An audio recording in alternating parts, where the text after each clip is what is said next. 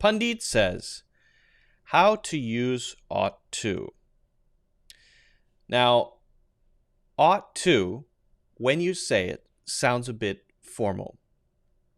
It's the same in meaning as should. Now, should can be used in different ways. For example, I can recommend something. I can push you to do something. If I say, you should send a thank you email.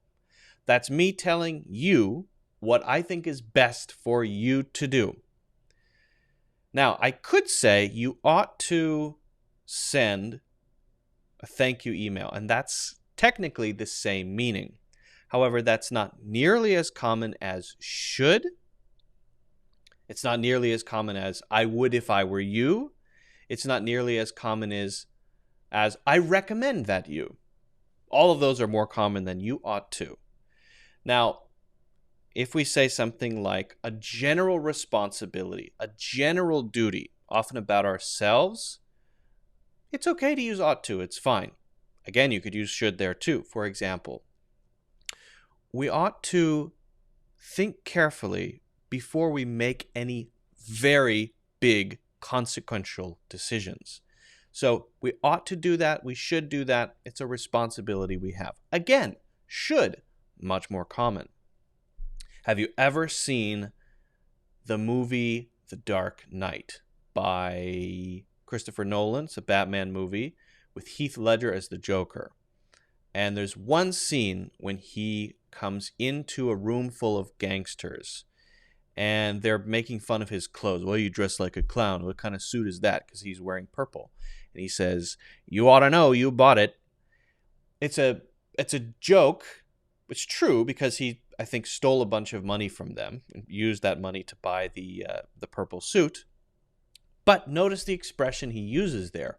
You ought to know. You ought to know. Now, this is much more common than ought to by itself. Oughta. Notice the pronunciation. And I suspect pronunciation is the reason that ought to is not so common. Because it's kind of awkward to say. Ought to is a lot more difficult to say than should. It's just much easier, right? But oughta? Now, could I say, you ought to send an email, a thank you email. You ought to send a thank you email. Yeah, you could say that.